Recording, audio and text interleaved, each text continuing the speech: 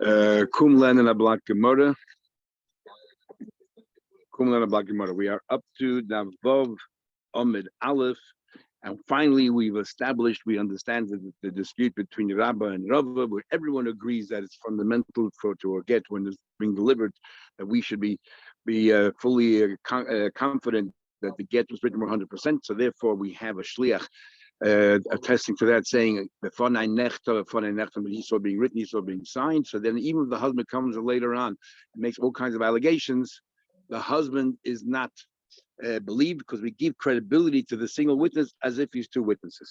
So we are up to the Gemara now. Above Amad Aleph, the two dots, about 12 lines on the top of the page. So we discussed that Rabbah adds is another layer of Lishma.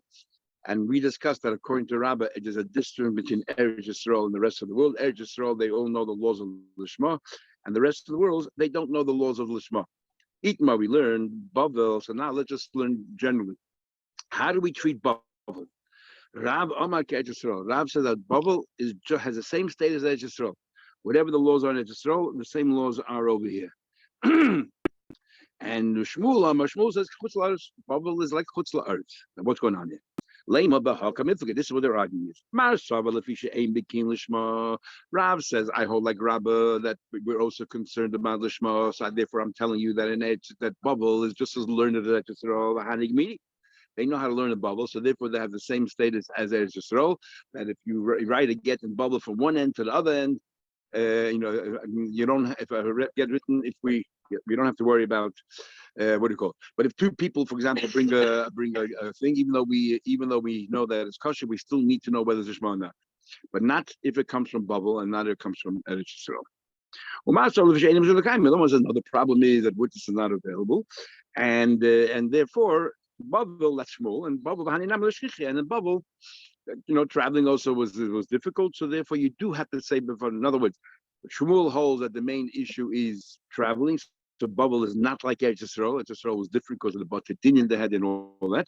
And Rav said no, that the thing is Lishma, and therefore bubble is like Eretz Yisrael. Says the Gemara B'Tizbra. The question will keep on asking. But Rabba Islay the Rabba. Rabba agrees with Rabba. Now what? We're also concerned about people traveling. So if you're telling me that bubble people don't travel from one end to the other end, then how can Rav say that it's like Eretz Yisrael? It's not like Eretz Yisrael. People don't travel. Everyone agrees that the concern is whether we can prove the veracity of the get. Rav says, but bubbles like Eretz Yisrael. Remember Eretz Yisrael, people are traveling constantly, even after the base of Migdash, because of the Batidin in all the cities. Rav says, Kiman Ika Mesifta, because of the yeshivas all over bubble, dot the land, is mishkash kishik. Students are traveling from one Eretz Yeshiva, like Rav Yehuda. You learn with Rav, they learn with Shmuel. So people used to move around, were very mobile, and therefore they're familiar with signatures. And Shmuel holds, I agree with you that Talmidim travel, but my Talmidim, they're sitting in Kochen and learning Torah. You think they look at contracts, they look at these. They're preoccupied in learning, so they're not much of a help, the fact that they're traveling a lot and they know what's going on. That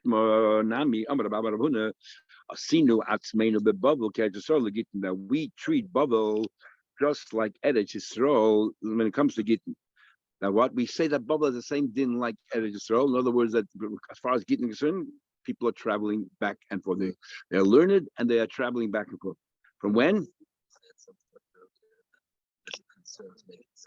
Yeah, but bubble is not just one town. They were talking about this town, move lois. He said, no, that was one opinion. Mechi also Rav bubble from the moment that Rav came to bubble. Now, what actually happened when Rav came to bubble? So Rashi says when Rav came to bubble, so in other words, people came much more mobile. When Rav came to bubble, he built the yeshiva in Surah, and Shmuel built the yeshiva in Pumpadisa. And then Rashi asked, so in other words, as if this is when Torah came to bubble. So then Rashi asked a question, but we know that 11 years, Golos Yechonia, 11 years before the destruction of the base of Migdash, many, many years before then, there was already Torah brought into bubble, and Rashi doesn't answer the question. It doesn't answer the question. But what you have to understand what Rashi's question in the first place. We're not talking about Torah now. We're talking about people traveled around all the time. So it was Torah and bubble. So and what's Rashi's answer? So the Chayda, what Rashi is saying here is the difference as follows. When in those days there was one center of Torah. In Rav's time there were two main centers, the Sud and Pumpadisa. So there were constantly people traveling, and they're too far away from each other. So we're constantly traveling back and forth because there were two yeshivas. So Mechios Rav Baba means Rav and Shmuel maybe. So Rav came to Baba and Shmuel. Tosfos, however, learns that when the Rav came to Baba, he told us this din that going back, 600-700 years, go back to Golda's bubble. Already then, bubble was different than like Yisrael. All we can say, but then Tosfos asks an interesting question. And according to Tosfos says, so what's the Gemara going to ask now? A question from our Mishnah. We'll soon see in a minute from our Tanaim in the Mishnah and how they declare, that anything west of here, anything east of here, anything north of here, south of here, the L'chayla bubble should be considered Chutz La'aretz. What's the question? That's in the times of the Mishnah. You're telling me Mechios Rav. Only when Rav came, that's when things changed. But in the times of the Mishnah, it was like you had to say like anywhere else. What's your question? So that's what it seems over here. That's his question. That's what Tosfos learns, that Rav told us this is how it always was, and the Tanaim probably knew as well. So therefore, we're asking how come the Tanaim are saying that you do have to say von nechtav, and over here you don't say von nechtav. What Taki means Mechios Rav L'Babel could also mean furthermore. Rav Yehuda said in the end of Ksubas, he came out with such a bold statement that you cannot leave Babel to go to Eretz Yisrael, either because of the pasuk or Rashi says because Sham Yeshivas Harbe. Rabbi Yehuda was Rav's Talmud and Shmuel's Talmud. Sham Yeshivas Harbe wasn't just Sud and Pumpadisa. There was a lot of yeshivas there that were sitting and learning, and then all that happened, and in Hadoyi, all that happened was Rabbi Yehuda's times, Rav, and therefore. That's when it became that this thing of Mechios Rav L'Babel. That's when the bubble became a learning center. It wasn't just one place where they sat and meditated. The entire bubble. Yeah, he says Rabbanim. Yeah, skill and dimension. Yeah, exactly. Yeah, I'm saying even when I say it's Rav, because Rabbi Yehuda was Rav Talmud, and he came to such a strong statement. You cannot leave bubble to go to Yisrael because bubble is just equal to Yisrael. Oh, so that makes sense. Anyway, let's continue. Going further. Most of Rabbi Yim has a question. He says in our Mishnah, Rabbi Yehuda Mizra from Rekem going east. The Rekem Kim Mizra, Mizra. What you always have to say for Necht, because the Rekem is already outside of Israel. Ashkelon and we already had discussion. Ashkelon and south, the Ashkelon Kidon. We said maybe two Ashkelons or whatever. Or it wasn't. Tosfos says that this when Ezra came up, he didn't conquer it again. May Aku L'Tzafan, Aku north, the Aku Kitzafan, and Aku in northward is considered. Now, Bavel, let's find it at Shlokaim. It's also difficult to understand this, but Bavel is more east than it's north. And we're always saying that bubble is considered north, and we bring a pasuk here. He says that the Eibishter says that from Tzafan, all the bad will come, and we're referring here to Iraq. We're referring here to Bavel. Could be. So they went up, but then they had to go then due east as well. So the part that entered Israel, the entering part, maybe. Yeah, so you went this way, and then you went down. So because this, when they entered Israel, they came from the north. That could be. Yes, for catch. So you're making your question stronger. Yeah. Unless what we call today Syria. That could also be, yeah. But Tanan, and we learned that Meir says Aku has the status of Eretz Yisrael when it comes to Gittin. Okay, he argues. He says when it comes to Gittin, Aku is considered part of Eretz Yisrael. And remember, we already said there's two halves of Aku because we learned in Ksubas that the Amoraim used to kiss the stones of the Aku. As a part of Israel, but and even a mayor argues regarding Aku the mikveh because it's close. But bubble was seen in the Amad Beis that even though it was not so close, it was a lot closer to the bubble. The mechik eloi, but bubble's so far away. So how can you come along and say that bubble is the same status as Israel? He asked the question and he answered, bubble. Bubble is not just a town or a village. Bubble is a country. And when we say over here, all these cities, we're talking about individual cities and beyond. And we're not talking about bubble. Bubble is different. Bubble. What's the parameter of bubble? Our Papa says, in the Gemara in the fourth Pedic in Kedushin, we learn that that when somebody comes to Chutz La'aretz, you have to investigate their lineage. to make sure that you're allowed to marry them, and we have a whole dinner over there, how far back we go, and so on. When somebody's from Eretz there's much more, you're much more confident that you know the families. But if Bavel was even superior to Eretz Yisrael, because Ezra came along and he filtered out all those questionable, dubious people with dubious lineage. So, and then the Gemara wants to know, so what's Bavel? We need to know the boundaries of Bavel as far as Yuchsin is concerned. So the Papa says, just like we have a machlekes by Yuchsin, what the boundaries of Bavel are, kach machlekes Gittin, the same machlekes when it comes to Gittin.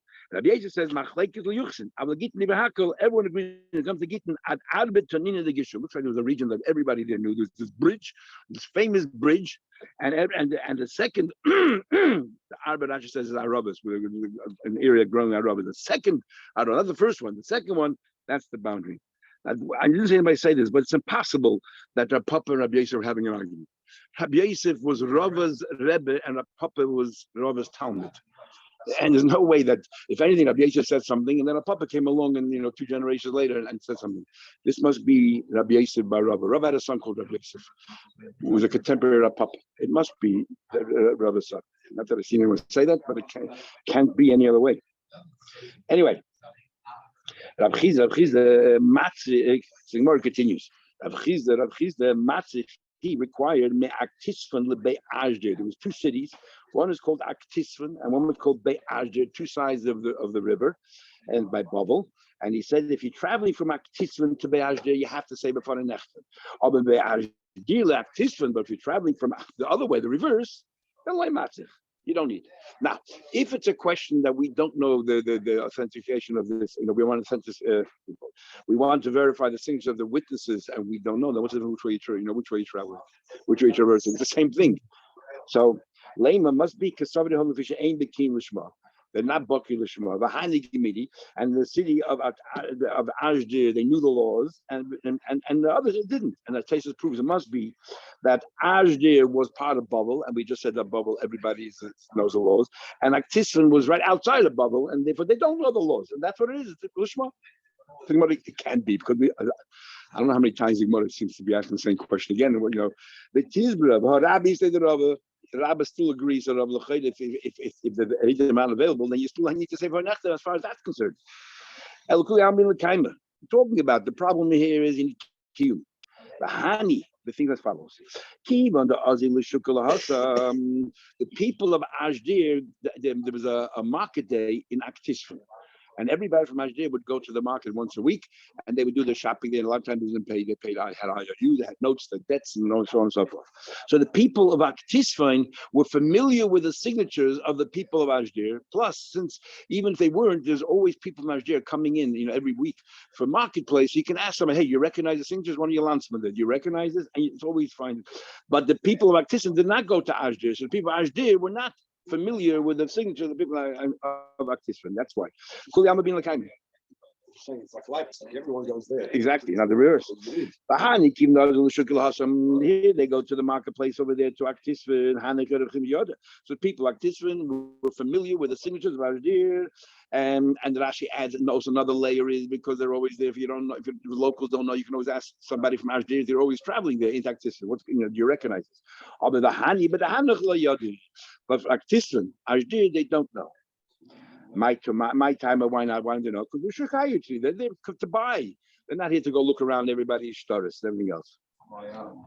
One thing I don't understand is if they weren't so far away from each other, 2 sides of the river. If you have you're sitting in Aktisvan and you have signatures in Ashdir, you pick yourself up, you send your shliach of Bezin, go to the Ashdir and find them out. What's the big deal? You wouldn't go help the woman out. She comes with a get, no, that's it. We're not moving from this Bezin. If we don't recognize, that's it. No, I don't understand. Anyway. What are we actually checking? Are we checking that it's not a fraudulent get? Someone knows the guy? No. You recognize the signatures. No. All you have to do is recognize the 2 signatures. Then we trust that the Eidim would not have signed if it would have been done correctly. So we need to have a Kiyum Chasimah, and you need 2 witnesses for that. I'm saying, make the effort and go next town. If it comes from next town. Anyway, obviously they didn't do that. Rabba Baravu Matzich Ma'ar Salas. Rabba Baravu said if there's 2 sides of the street, you have to say before the nechten, which sounds like we're talking about Lishma. Rav Sheish is Matzim Shchuna from one neighborhood to the next neighborhood. On the other hand, if it's Lishma, then why does he only limit it to two sides of the street? A neighborhood is a little compound of 3 houses. We had this in Erevin. So what's the difference if it's the same house upstairs and downstairs? But anyway, the Rava goes a step further. Even in the same little compound, you have 3 houses. If one guy's house wrote to get to the house, you have to say before Nechta. Now the only possible reason is because of Lishma. But the Rava, he's one who's been arguing for the last 4 blocks with the Rabba that there's nothing to do with Lishma. We don't have nothing to speak of Lishma. So the Gemara is shiny, no, nothing to do with Lishma. But shiny b'nei mechuzah denied because they were always mobile. Because they were always mobile, therefore you want to verify the signature, but the person next door who knows the signature went overseas. They're always traveling. So Taisha therefore says the machlekes sort of here is whether if sometimes when you're very close to each other, you're familiar with other movements. You know that if you're good neighbors, you would know that they're going overseas for 6 months. So I better chaperine and get their verification before they go. That's why they hold within the same shchuna. So we don't have to worry because even though they travel a lot, we'll know before they go because we're neighbors. The neighbors talk to each other. But 2 sides of the street, you don't know who your neighbors across the street are, and so on. Anyway, thinking about it further. Rav Chana Mishnah told the story of Kana. I used to get to Rav Chana for get. I'm not sure. Was he going from Suda to Nehedor or Nehedor to Suda? We said before, Rabbi Shmuel, Suda and Nehedor, the two big yeshivas. We'll produce it later, and I'm not sure exactly which way it was, but it's irrelevant to the story. Also, came before Rab. They said to him, here in Bubble, do I need to say before the next or not? Let's see. We already said. And in Bubble, you don't have to say before the next. But then he said, the avadit ahanit. But if you did say, it would give you the credit of 2 people. As we'll see in a minute. What do you mean if you did it to help? What way does it help? If you don't need it, what do you help? Remember, we give the credibility of 2 witnesses to this shliach.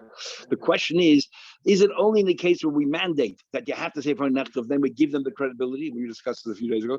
Or even when he doesn't have to, but if he says it, we'll give him the credibility. Now the svari is it's only when we mandate.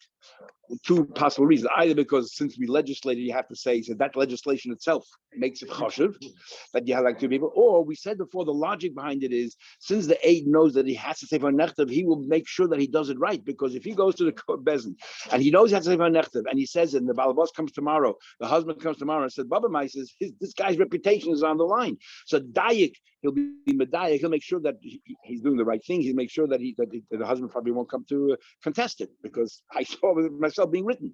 So, but that logic only applies in the case where you chatchila tell the person say before a nechtav.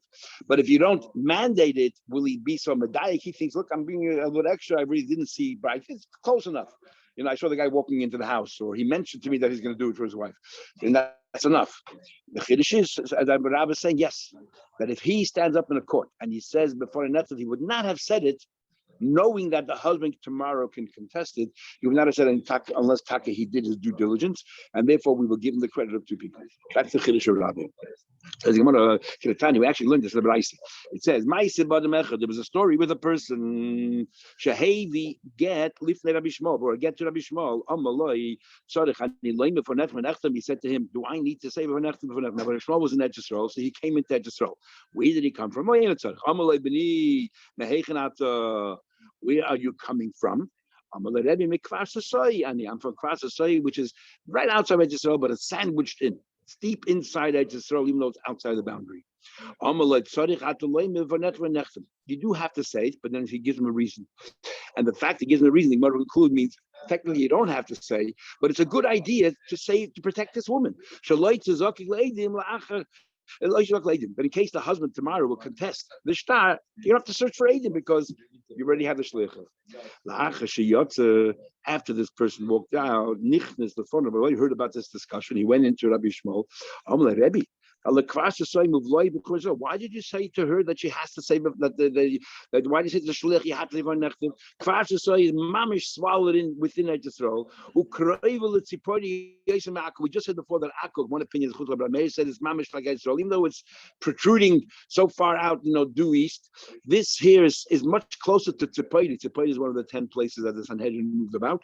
Rabbi Yisrael Tzipodi was a very chashuv place, a place of a bastion of learning, and this is mamish next door to Tzipodi. Even though it's Chutzlar, it's there. So there's people traveled all the time. Plus, they knew the Diddim. But now Rameir, okay, the Chacham disputed, but Rameir holds that even Aku is considered like I just wrote, Gittin Daf, the Mecher Rabbanan. It's hard to imagine that Rabbi is bringing a rai for a mayor to Rabbi Shmuel. If you remember the Gemara, we had two opinions. If Rabbi Meir learned by Rabbi Kiva first and then Rabbi Shmuel, because remember he had two rabbis. Remember they asked him what his trade is. He's a cipher, and he doesn't know very expensive thing and all that.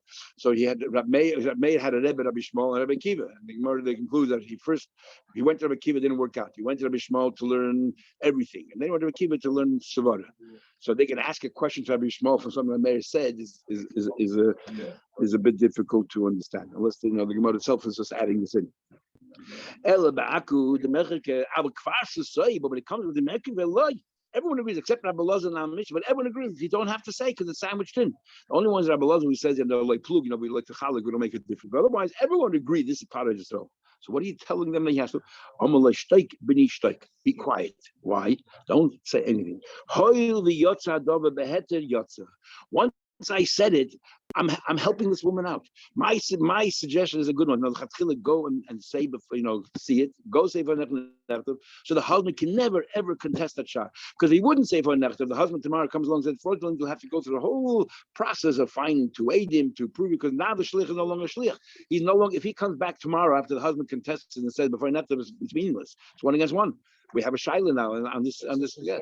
Actually, in a way, being moided to them. Yeah. He's saying you're right, but no. But wait 1 second. Says the Gemara, Rabbi Shmuel did something wrong. He actually added that. Didn't he say that it's purely a protection? No, Rabbi Shmuel himself clearly said, this is not halacha. This is to help the woman out. So what's going on? What was Rabbi's question in the first place? And Rabbi Shmuel didn't even tell him that. By the way, I said that. Rabbi Lloyd didn't hear the full story. When he was told the story, and this is the problem with breaking telephone. They told him the story. They forgot to tell him. By the way, Rabbi Shmuel added Shalei to Zakik Le'edim. So interesting, but why didn't Rabbi Shmuel say that in the first place? Instead, he said, "Shtoik b'ni shtoik." Be quiet, be quiet. What's the secret? He actually told us clearly it's a good idea to say in order to. Because maybe what Rabbi Lloyd is saying is he shouldn't even have said that it's a good idea to say because it sounds like he has to do it because Rabbi Shmuel Paskin, and why. So he said, don't raise that. I'm going to tell everybody they should do it, and I'll give them the reason why, but they think that they have to let them do it. Anyway, we have to help women out. Should be a goodness. Rabbi Yosef a question.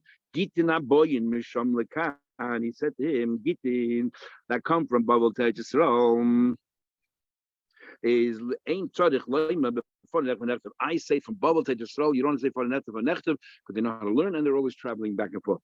Leima kasavar. Right now the Gemara thinks lefisha ein bekin lishma. The hani gemidi Babel and learn, but this what Rabbi said. Why every single time the Gemara jumps first to the conclusion is the Shema? That's the first conclusion. Why do you rechatchila think? We know it's a kiyum, and this is because they're traveling, whatever. But because there's so many people traveling from Babel Israel back and forth, Tamidim we had in Merkudisha, they're always traveling Halon Balu. So therefore, it's good enough. Amar Rav Yosef says, first of all, man lema london Rav Yosef Basamchor. Rav Yosef Paskin, Melos. Therefore, we can rely on him. Interesting, you don't find that often that he questions who he knows how to learn. We did have it. Shlaki said to Rabbi Yechon, "Who's Rav? Why do we have to listen to Rav?" And that's what Rabbi Yechon said. No, what Rav was, he was a Talmud of a Rebbe, and the fire around him. So you do find a couple of times where they question, "Who is that person?" But Rabbi is saying, "Who's Rabbi Yosef? Is he reliable?" And I'll prove it to you that he's not such a big Talmud Chacham. So therefore, his psak is meaningless. What do you mean? He is the one who sent to Rabbi Yehuda. Those people who leave their wives, they get married, they leave their wives behind, maybe with a little kid, and they go to Israel for a couple of years to sit and learn a koil, but they leave their family behind. About them, I would describe them. And he quotes a pasuk, and the pasuk Tanakh, "Vayitnu zayelad bezayna." They gave the child over to a zayna. Vayalda mocher b'yayin. They sold the daughter for wine. Vayishtu, and they go ahead and drink. The drinking here referring to learning. And Taisa says doesn't mean zayna, means like mezainis, because now the kids have to work, the wife has to work, and Abi he can go. Then Taisa brings an interesting medrash that there were people who used to sell their daughters as slaves, so they would have money as an amma, Ivriya, to have money so they can go sit and learn Kohen. Wow. The cost of late, what's the problem with that? Because he wrote it below sirtut. Some people pronounce it shirtut, some sirtut, without etching, scratching a line in. And we know when you write divrei Torah, this halach machine has to be sirtut because we want it to be nice, we want it to be straight. You should give it the due respect. But Rabbi Yitzchak, shtayim kaisin, 2 words you can write. But shalosh ain't kaisin, 3 words from a pasuk. When you quote Tanakh, you have to have sirtut. And Besnita, but I actually learned shalosh kaisin, aben kaisin. The 3 words you can write without sirtut, but 4 definitely you can't. And he wrote the whole pasuk. Now Tosha says, when you write a pasuk stam, you don't need sirtut, but only when you're writing a pasuk to learn halacha from there. And he's trying to teach halacha. Don't come to koil here and leave your wives alone with their kids. You should be home with your family. So Amalei Abai said, he said to Rabbi Yosef right away, does that prove he's not Talmid Chacham? Rabbi Yitzchak said it didn't. He did this. Rabbi Yosef did not know what Rabbi Yitzchak said. That makes him Talmid Chacham. Lav Gabra Abu is not a big Talmid Chacham. Something that comes based on logic. If he was a Talmid Chacham, he would have figured out on his own. Doesn't matter whether you heard someone else say it or not. You're a Talmid Chacham. Then L'chaya, you're right. This is a tradition that was passed down from Rebbe to Talmud. The Gemara Lashmila, his Rebbe didn't tell him. So what do you want from him? He can't accuse him of not being Talmid Chacham, number 1. And number 2, I'm going to prove to you that he was an unbelievable Talmid Chacham. By the way, in halacha we say that tefillin and Sefer Torah does not need sirtut, but mezuzahs do need sirtut. And there's actually a Gemara that says that amita shel Torah requires sirtut. So l'chayla means a Sefer Torah. And Tosha says amita shel Torah, the emes of Torah, is not the full Torah. It's the parshas mezuzah. Shema v'hayim shmoya. That's called amita, which is amazing. That's the amita shel Torah. Anyway, Tosha, however, says in Alter Shmuel Kuf Simon base, fascinating Alter Rebbe there that since tefillin and Sefer Torah do not need sirtut, you shouldn't do sirtut. Only the first line on top of by tefillin, the first line on top, and once you have the first line, you can then write the rest the way it is. But then the Yishalmi says, but if you do it, kalapatim adavar saying you can head it. If you're machme, you want to do it, you go to head it. You shouldn't be doing it. But then we say, but if you're doing it in order to make sure it's that keli van veyu, then you're allowed to. So the Alter Rebbe wants to know. Yeah. So the question then is, when do we say that kol apotim and adover by saying you can head it, and when we say kol machme tov lebracha? What's the rule? So you know that Rebbe uses as an example that we say kol apotim adover saying you can head it, sitting in a sukkah when it rains. That is definitely a head it. But if you this is Alter Rebbe's example. Things are going to rain. But if you're doing it to be nice and mitzvahs and everything else, like here by a sirtut, then you can. Pretty amazing. It's a grime, however, so maybe after himself, when I want to learn. Then he continues. Sorry? Oh, you do it today, I do it, yeah. But they're saying that because they're Kelim and Veyu, to make sure it's nice. Rabbi Yosser, who'd ask him, the Abish agreed with Rabbi Yosser. The famous story of Peleg Regiva. What happened to Regiva? It's such a sad story. But bottom line is, there was a Yid living from Har Ephraim. He was a Levi, and he was married. He had a Pelegish, and the pasuk says that she was Mazana. So he sent her away, or she ran away, and she went home. Then either 4 months later or a year and 4 months later, he missed her. He went all the way to his in-law's house. And he tried to convince her to come back. And the father-in-law said, no, stay here a few days. He stayed here for 3 days. Why did he want to stay here? The Mefarshim say, because the rumor was that she was Mazana. We'll see in 1 minute, she was not Mazana at all. The rumor was that she was Mazana, and that's why he threw her out of the house. He wanted everybody to stop wagging their tongues. There's no way that the husband would come back and spend the whole time trying to convince her to come back. If that's what happened. So after 3 days, he wanted to leave. The father says, stay another day. The 4th day, he wanted to leave. So another day, and he slept. Finally, the guy had to go home. So he took his wife in the afternoon, and they left. And they were traveling when it was getting dark. So they were passing a place called Yevusi, which is Yerushalayim. But then was inhabited by Goyim. He said, you can't trust Goyim. So he went to another town where they were Sheva Ben Yamin. He said, Mechayir. So a Yiddish place. So they went there. No one invited them into their house. So they were out in the street. He was a rich man, this guy. He didn't need any money. He just wanted a place of lodging. Nobody invited him to the house. And this old man, there's one old man in that town who came home from work, and the Mephoshim say that this old man, because he was not a local, as the pasuk it says he's from Har Ephraim, he's not a local, therefore he was a ish chesed. The rest were all evil. Everything that happened by his doing happened over here. Anyway, he negotiated with the guy. Finally, he convinced the guy to come to my house. As soon as he came to the house, the people of that town came. We want this man and have Mishka Zocher with this guy. Just like it's the same story as doing. Mom is the same story. Anyway, then the old man said, maybe unfortunately he had no choice because they're going to break the house and everything else. Here's my daughter. Here's the Plegish. The man here, who the guest, felt so bad. He just sent out his wife to Plegish. I don't try to understand what's going on there, but he didn't. He said to the guy, "Don't take your daughter out. You were the host. Why should you suffer? We're the ones who came here." A kitzer, when they opened the door in the morning, she was dead. So he went then and he cut her up into 12 pieces, sent to every shave, and so that we did, and the rest is history. And the entire shaving was wiped out. Entire shaving was wiped out. Anyway, so what actually happened there? It says about Tizna that this Pelegish was Mazana. So it sounds like if we read the pasuk normally, it's Mazana. Came along, Rabbi Yosef says, no, that's not what happened at all. That the Tizna is from the word Mizonus, nothing to do with Znus. Zvuv Matzala. This guy had a temper, the husband. And what happened was there was a fly in his soup or in his food. And he was so incensed. And he started to yell and scream, and that's why she ran away. Rabbi Yehuda says, Nima Matzala, found the here, and the way we're going to learn, I will see in a minute, is the here, but Makam Erva. The Ashkar Rabbi Yosef found the Leo. Amalei, there's a Chidah that writes in Hilchos Tefillin that whenever the Gemara says Elio, it's not Elio Hanavi, because Elio Hanavi cannot paskin. He's a Chamalach, Tero Shemayimi. So therefore he says there were two Elios. He said he found a Ksav Yad of the Rashbans from the museum. The two Elios. There's Elio Hanavi and there's an Elio who's a person who lived over 400 years. So he knew all the Tanoim and Amoraim, and they used to come to him to discuss Teger. But in this case here, it sounds like it has to be Elio Hanavi. Because look at the question. My Kaver Kosh Baruch Hu. What's the Abish doing right now? He's actually learning the Sugya Pelegish Begiva. We learned the Abish learns Kenegdoi. Amale, my comment, what's the Abish saying? Amale, Yasa Beni, so Yasa asked Leo, he said, Yasa, my son, Kach, who Oyman. This is what he says. And Yenis Beni Kach, Oyman. Amale said, Yasa, I don't believe it. Chas Shom Yikas Fekers, my Abish, what? He doesn't know what happened. Amale, Eilu, Eilu, Givuk. He said, no, they're both correct. They both happened. Zuv Matzah, first he found a fly, but he wasn't upset. Nima Matzah, Hikbit, that's when he got upset. Now, the Chiddush of Rav Yosef is that not only the Abish is saying his name, the second thing is what caused him to sort of throw around the house. So everyone knew about the second thing. No one knew about the first thing because the first thing was not what triggered him to leave the house. And Rav Yosef knew.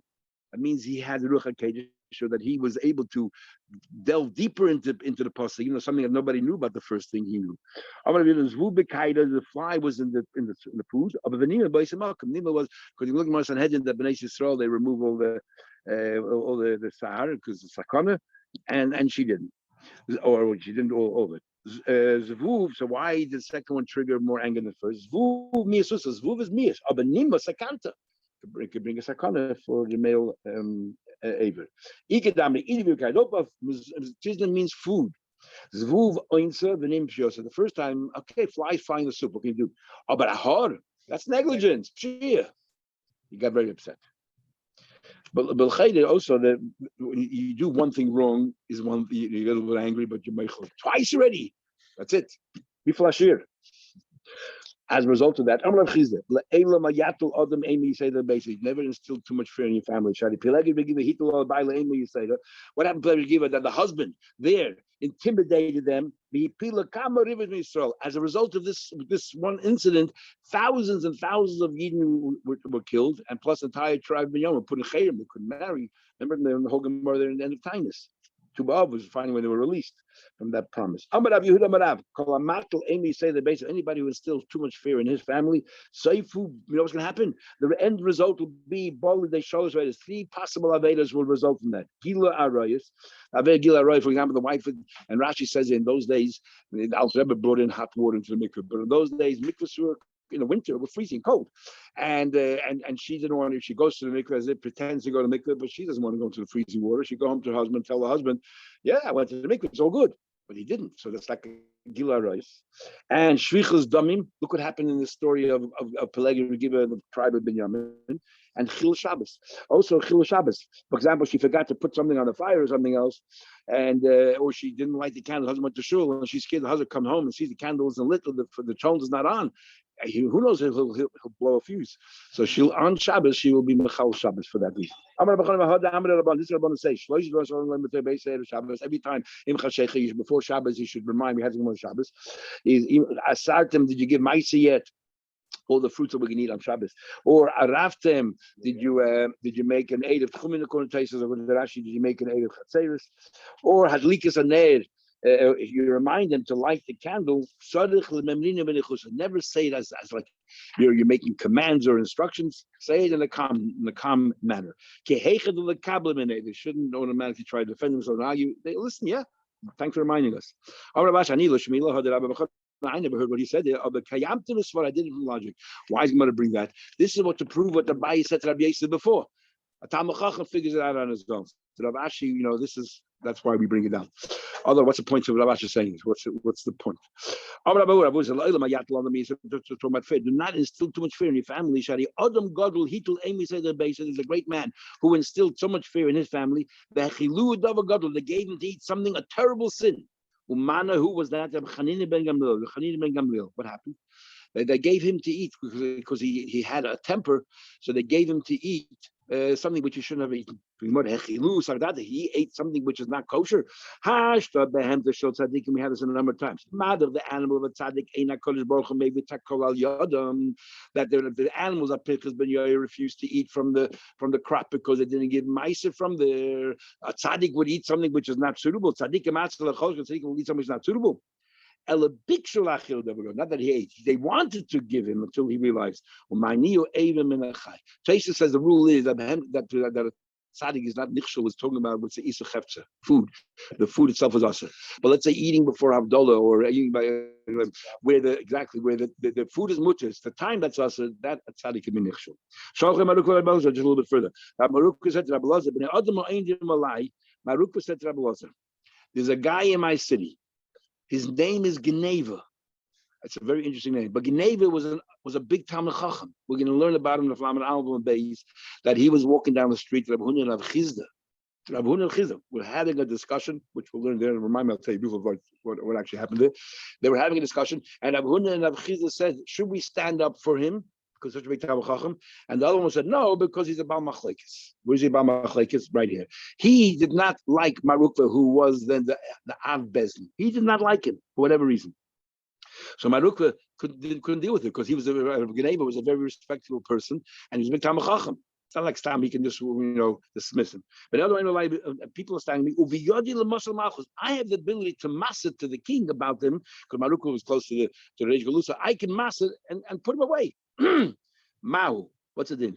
So Rabbi Lazar answered back, Sirtit, because we're talking about when you record a pasuk more than 3 words, you mishad constantly wrote him, Amarti, I said, Eshra David said, Eshra Drachem Mechatoi, I will guard my ways from sinning Bulshoini with my tongue. I won't say things I shouldn't be saying. Eshra Lefi Machsam, I will watch my mouth and I will put a muzzle on it. But even though the Rosh is standing right before me and give me a difficult time, I am not going to mass it. I will not machzer. And he did it right from the sirtut. So then he wrote another letter. I can't take it. Because he's a Talmid Chacham, he has many followers. I can't take it. I can't stand up to him. He wrote back to him another pasuk. Doim laHashem v'yischaylaloi. You be quiet. V'yischaylaloi. So we're going to teach. Doim laHashem. Be quiet to Hashem. But who yapim l'cho chalolim chalolim. The Eibusher will take care and put away those who bother you. Hashkim v'hadav alein lebeis hamedrash. Wake up early and go to sleep late to the beis hamedrash. Now the pasuk shot is Taisa brings 2 pshatim. There's talking about davening. Go ahead and daven first.